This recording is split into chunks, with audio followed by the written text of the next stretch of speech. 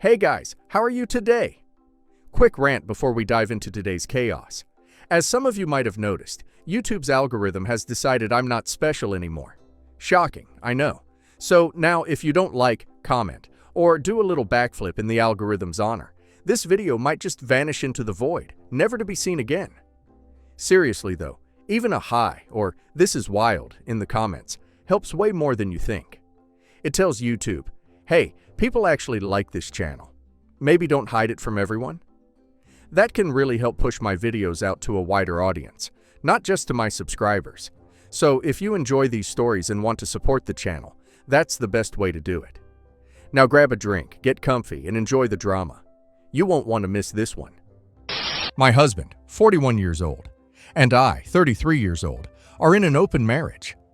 Our other relationships are supposed to be physical in nature, staying clear of emotional and/or romantic feelings as much as is reasonable. For context, I have a master's degree and am currently working 2 jobs so that my husband can stay home with our kids and go to school online. Recently, my husband has started talking to a girl we will call Anna. This last Friday night, my husband met Anna for the first time at a hotel. I told my husband to ask Anna how much the hotel was so they could split the cost, especially since Anna had driven into our city to meet him specifically. Initially, Anna was agreeable to this and asked my husband for $75. Right before my husband was about to Venmo her the money, Anna changed her mind and said she would pay for the hotel and my husband could pay for dinner and some drinks at the hotel bar. My husband ended up spending just shy of $100 that evening. Fast forward to this morning, Tuesday. My husband woke up to a bunch of texts from Anna saying her dad had a heart attack a few states over and she needed $200 for a flight to go see him, asking my husband for this money. I told my husband that I felt sorry for her, but if he sent her $200, we would have $30 until Friday, and we still hadn't done our grocery shopping for the week. I told him that we could not afford to send her the money. My husband is now mad at me for not letting him send her, basically, the last of our money. He says I am being heartless and accused me of being jealous. I'm not. I expressed concern to him that he may be becoming too emotionally attached to Anna for him to lash out at me like this. And this may be where I'm the asshole. I reminded him that it's technically my money since I'm the only one that works right now. When I left for work, he wouldn't even acknowledge me, and now I'm sitting here wondering if I should have let him send her the money. Or maybe $100 instead. So, am I the asshole? Edit to add, we do have an emergency fund. He also brought this up, stating we could use this for groceries this week, and I told him, sorry, but Anna's emergency is not our emergency. We do have fun money in our budget for our dates, but it has currently been used up for the month of August. Still probably wouldn't let him use our fun money for this purpose, if we had it. Anna did state she would pay him back on the 9th of September, but I never give money and expect it to return. I've been done dirty too many times. Minor update. Due to many of your responses, I messaged my husband and asked if he feels like he is being scammed by her. His response, I'm starting to wonder that myself. I asked him if he still planned to talk to her. He said, for now. Well, it looks like OP's open marriage is not working, if he is getting angry at OP over someone he slept with once. Him staying at home is not working if OP doesn't have enough money to feed the kids with no emergency fund. OP needs to take a serious look at her relationship and how her husband is acting, because none of this is healthy. He obviously can't handle an open relationship, and OP has resentment about being the only one with an income. OP is not the a-hole for putting her foot down about not giving this random woman her food money. However, both of them are the a-holes for having their kids involved in such a messy dynamic. And now let's hear community's opinion. Not the a-hole. You have an open marriage with one boundary, no emotional or romantic feelings. And I think financial support is implied in both emotional and romantic feelings. The fact that your husband got mad at your very reasonable no, because it will be a detriment to your family.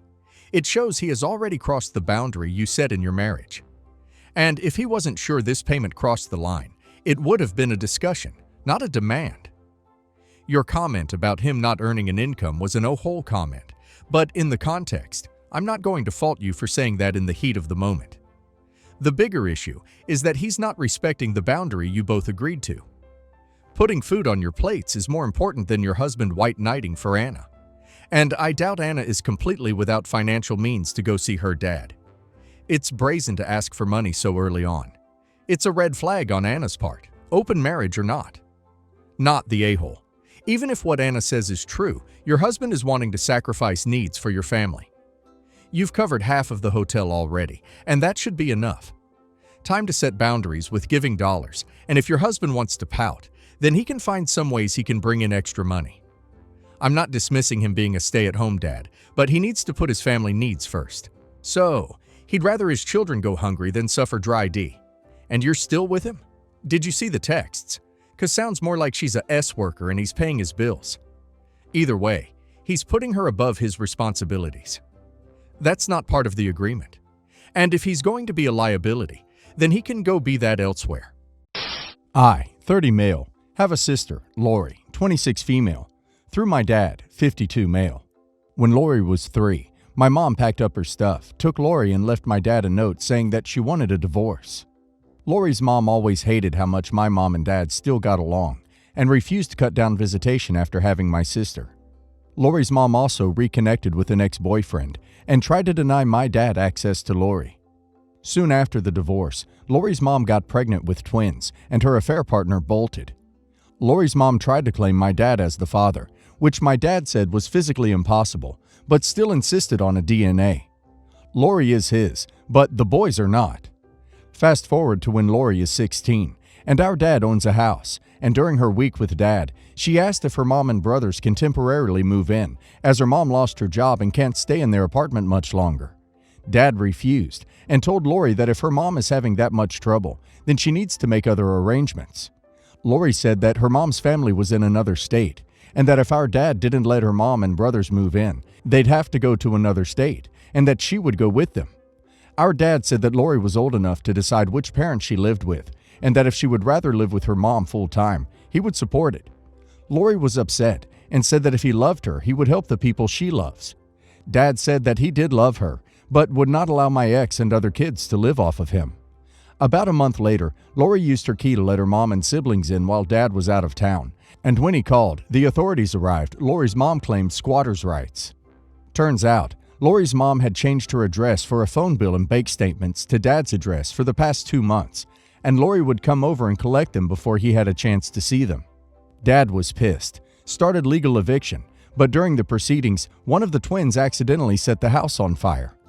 Lori has apologized for her actions, but our dad was done and no longer desired overnight visits as he didn't trust her anymore and used her college fund as a down payment for a new house.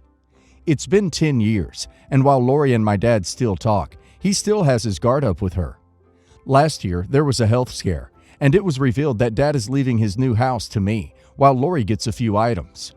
Lori and her mom don't think it's fair, especially since her fund was used to pay for the house, and want me to sign a document agreeing to split ownership of the house 50-50. I refused for a number of reasons, but our grandma thinks it would be a kind thing to do. Am I the a-hole? Edit. 1. We're Americans living in the USA. 2. Yes, my dad had homeowner's insurance, but they were dragging their feet in the payout. Eventually got the money though. 3. Dad didn't tell Lori, she found out, and when she confronted our dad, he didn't lie. 4. My dad and I like to do fireworks for New Year's Eve and 4th of July, so he had some in the garage, and the twins got a hold of it, weren't properly supervised, and that's how the fire started. 5. My dad is still alive. As stated before, there was a health scare because of the pandemic, and he wanted to get his affairs in order just in case. But he's fine now.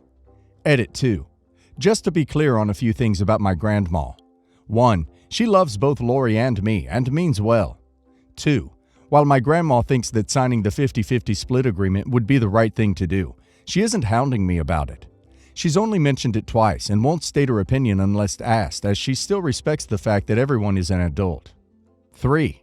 My grandma doesn't own a house or have much in assets to will to anyone, and my dad gives her money regularly for luxuries. Not the a-hole. It's your father's property. If he wants to leave it to you solely, that's his choice. Do not sign away rights to half of the house. That's insane. If your grandmother has an issue, she needs to take it up with your father, and so does Lori and her mother. Lori's actions caused the house he may have split between the two of you to burn down. She literally burned her inheritance, not the a-hole. You are not to blame for any of the misfortunes visited on her and her mom. Protect yourself and your future. Oh my God, you are not the a-hole. Don't sign anything. All throughout this, Lori was old enough to know right from wrong, and she seems to have consistently made bad decisions.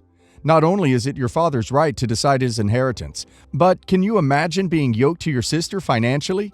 What if you want to live in the house? What if she wants to live there and it gets trashed again? What if she wants the money and forces a sale? No good can come of sharing. I, 26 female, and my boyfriend Mike, 27 male, have been together for 4 years and living together for 2 of those years.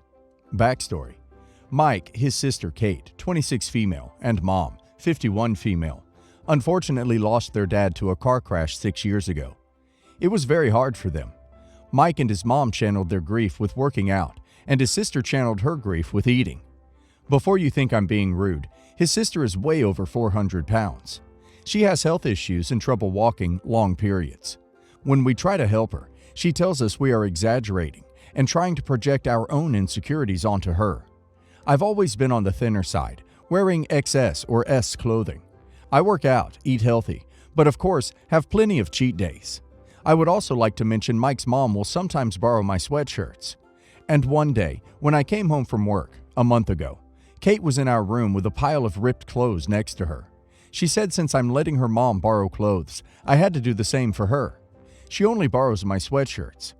I was upset she came over unannounced and ruined my clothing. She told me the clothing was poor quality and she wasn't the reason they ripped. I told her she wasn't allowed to borrow my clothes and couldn't just come over whenever. She was mad for a few days, but eventually got over it and things got back to normal. My best friend is getting married in a week in Hawaii. Mike and I are going early, and we leave for Hawaii in 3 days. Last night, we had Kate and his mom over for dinner. Everything was going great, and Kate excused herself to the bathroom. She was gone for a while, so I decided to go check on her.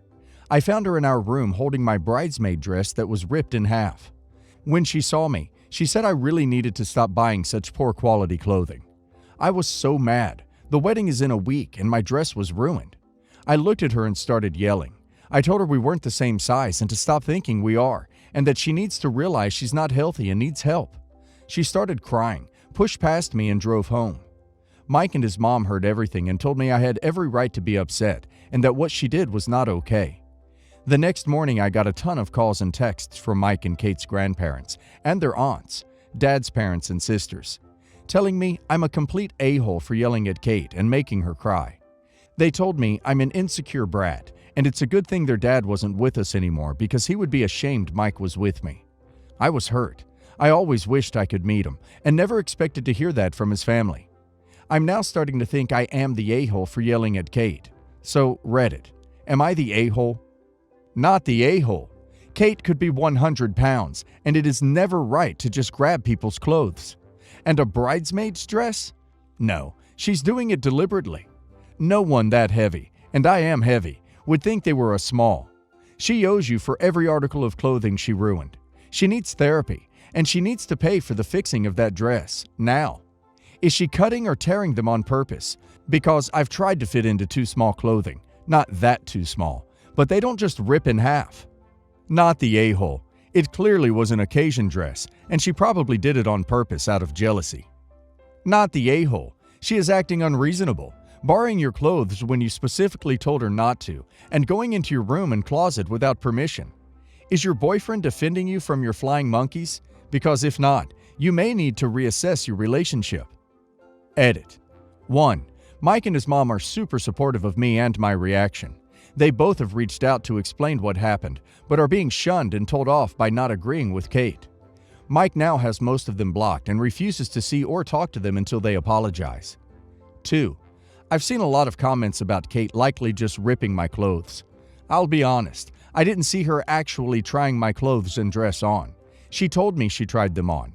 She probably did just rip them and refuses to tell the truth. 3. My friend is aware of the situation, and we are both trying to find a replacement dress. Thankfully, I didn't have any alterations done, so we are just trying to find the same dress and color. 4. I gave Kate the benefit of the doubt before because I care a lot about her. I shouldn't have let it slide, and maybe we wouldn't be in this situation. Edit 2. After reading more comments, I will be taking photos and getting prices of all my clothing ruined and sending it to her. If she refuses to pay, I will take further action. Everyone telling me to do that is definitely making me feel better. I know I'll get hate from the family, but it needs to happen. I'm also trying to get Kate the help she needs. Any suggestions? She will not go willingly.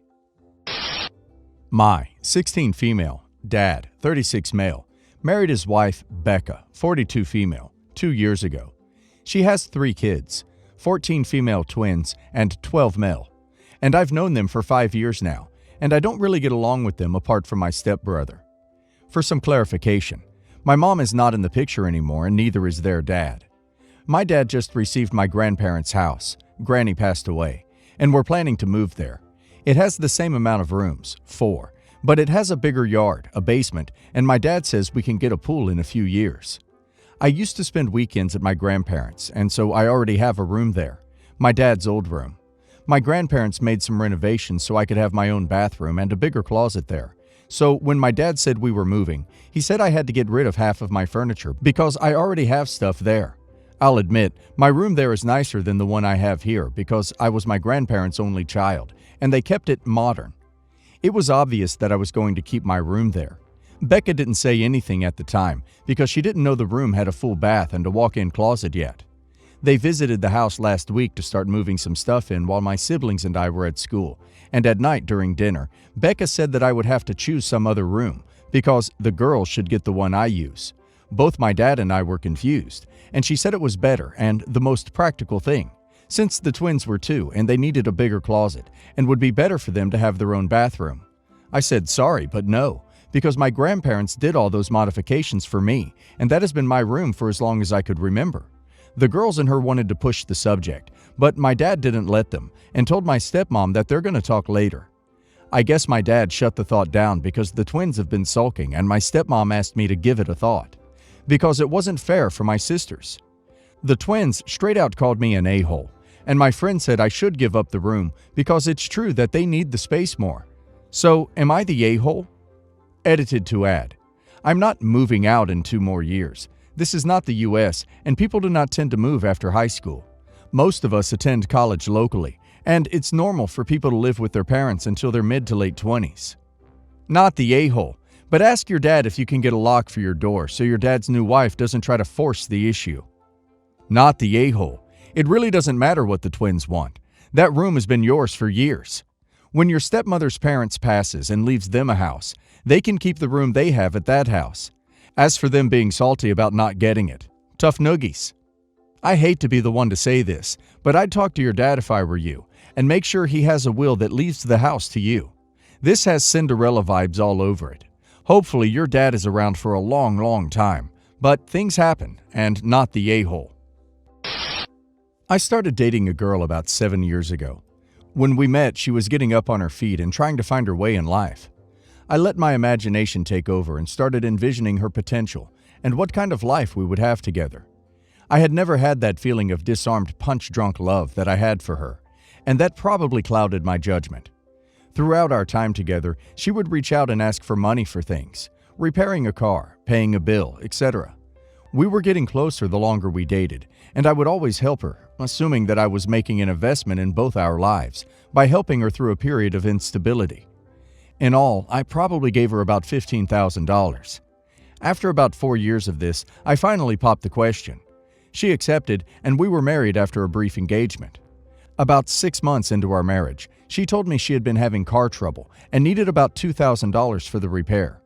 This struck me as a bit odd.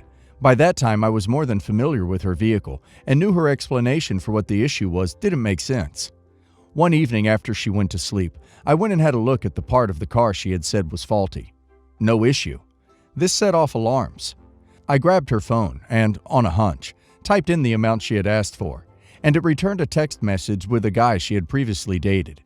Apparently, he had reached out and asked for help repairing his car, and lo and behold, he had asked for the same amount she had requested from me.